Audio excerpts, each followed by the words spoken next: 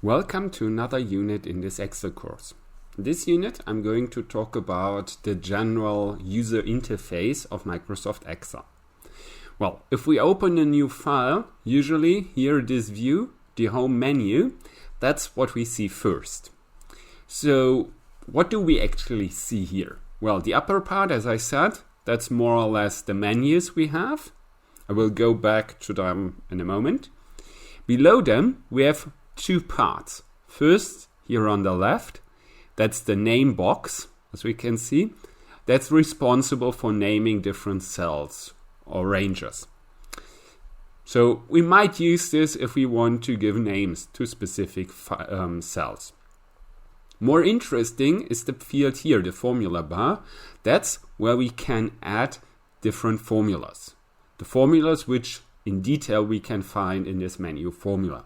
So whenever you want to calculate something, do some other, assignment work, have Excel actually do some specific functions for you, that's where you're going to use the formula bar.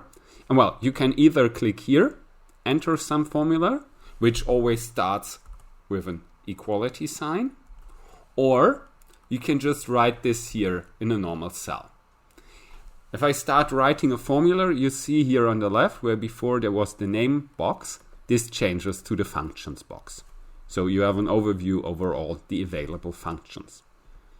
And I already went down here to this part. This is where you actually enter the data. That's your data editor, so to speak, which is more or less organized in a way that you have different columns, different rows. And if you address a specific cell, so one of the entries here, it's usually always by going first with the column designator, so with a number, with a letter, and then here with a row designator, a corresponding number. So this, for example, is C2, as we can see here in the name box. Okay, so much for the general overview. Maybe one addition, that's down here, where you get an overview over all the available corresponding worksheets. So the whole thing, which we have here, you also see this from the default title. All of this is more or less the workbook. So in later parts, we might also see how you can address specific functions for the whole workbook. Whereas what we have here, what it's open at the moment, that's a worksheet. So that's how Excel actually works. First, we have the workbook. One step below, we have the worksheets. One step below, we have the specific cells. And then we have the properties of this specific cell. Okay, so much for the theoretical background. What can we find where? Well, first off, as I said, we have the home menu. The home menu, that's mostly for formatting, as you see here, alignment, fonts, the different styles, stuff like this. When you go to insert, that's where you can more or less work with graphics. Graphics, or a bit more complicated way of operating graphics, operating tables. You see here additionally pivot tables. On the right, you see specific symbols, or if you want to insert equations. So it's mostly actually trying to, in some way, make sense of your data, illustrate your data in a better way. So that could either be here, the spark lines, the different graphs. This could be via pivot tables. Then, again, back to more or less design question, which is the page layout. This is more or less, not so important if you just want to work. This could be if you want to make a printable version that you have to assign specific margin sizes. Whether this is actually, see here, the normal portrait layout, it's a landscape layout. So that's basically organizing how this will look like if you want to print this. Or if I have different objects, which is in the front, which is in the back, stuff like this. So usually if you just want to analyze some data, this is not of primary interest. More interest is the formulas menu. Formulas menu, that's where first here on the left you have an overview over all the available formulas, all the available functions, ordered in some specific ways that you can say, well, I want to change my text in some way. Let's have a look what type of text functions are available. I want to calculate some stuff which is related to finance. So have a look at whatever I use here as finance functions. So there's actually quite a lot which is ordered nicely. If you just want to have an overview, go to also insert function. Here they are ordered alphabetically. You could also go here then, go with all of them, most recent, and again the different topics. Here the advantage is you also get a short description of how to use this. In addition, what we can find here is also more or less the evaluation of your formulas. How should they proceed? You see that the formula doesn't work the way you want it to work. So you can go check where an error might occur. You can actually see via some arrows which different cells enter at which point into the calculation. And this is usually some problem which might arise. Here with calculation options, you can switch between manual and automatic. I personally would highly recommend always keep this with automatic. Meaning, once you enter a formula, it's directly evaluated. So they directly calculate the corresponding value. If you don't want this to do it, you can switch to manual. Then for every new recalculation, you have to do this by hand. You have to click here, calculate now. This is also the calculate now if you want to refresh your whole window. So for example, if we draw random numbers and you want to draw new random numbers, just go with calculate now, or as you see here, press F9, which will recalculate again, will draw a new random number. And well, then also here in the middle, we will have a specific unit on this, managing the aforementioned names for the cells.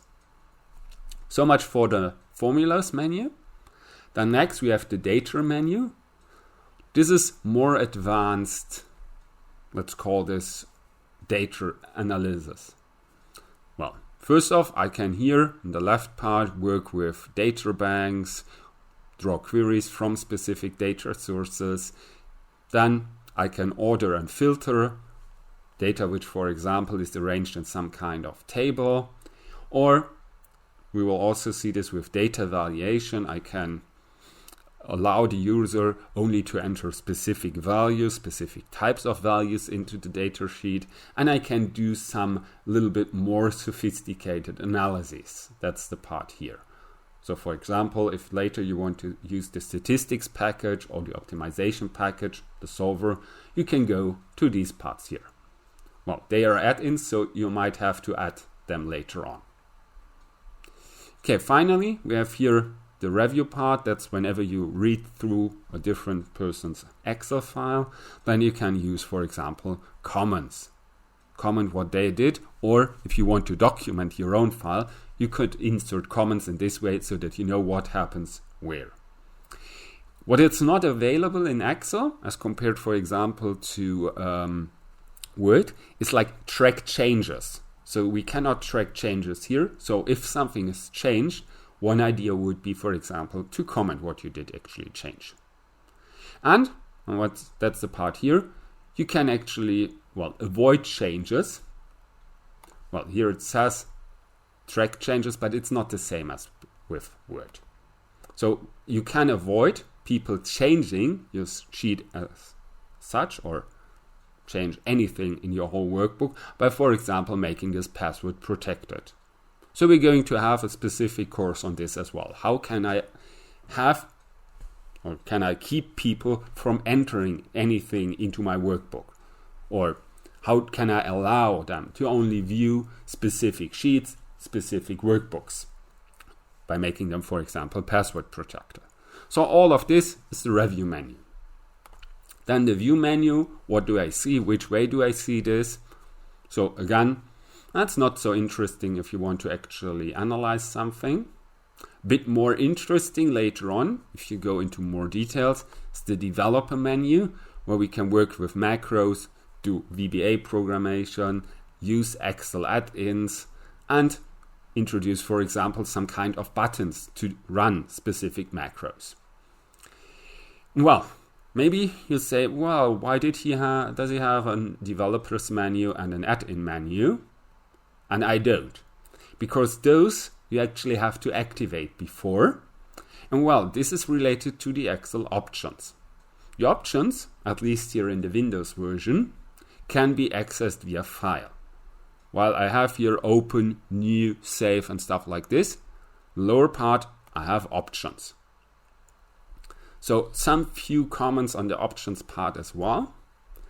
While I have the general information here in my generals part, and with formulas a little bit more on how he will evaluate formulas. Again, here it's the automatic versus manual calculation. More interesting is on the one hand the language part. So if you want to change your language, you first have to install the specific language package.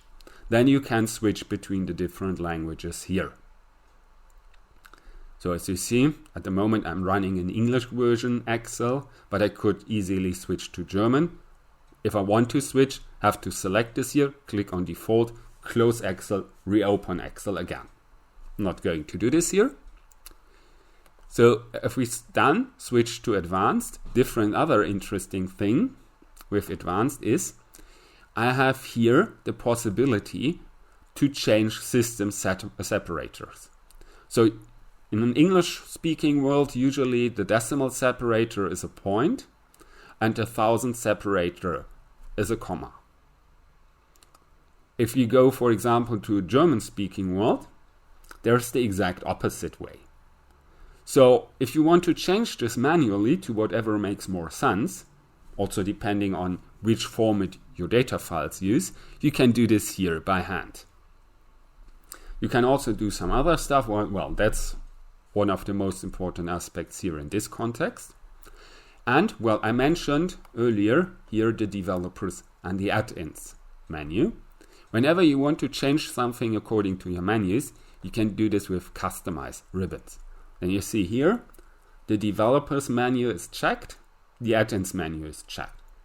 I have Power View, PDF Architect, Power Pivot again, which are not checked, so they are not displayed here. Same thing goes for specific partial functions.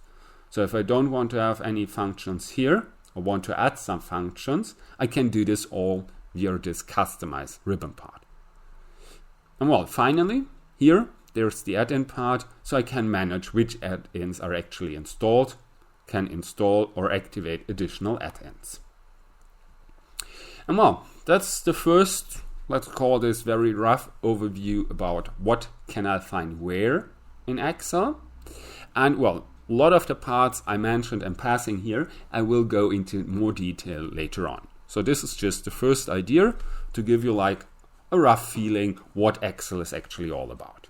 Well, I hope you enjoyed this first short introduction. And if you want to see more, feel free to visit the rest of this course or have a look at the corresponding playlist. I say goodbye and see you next time.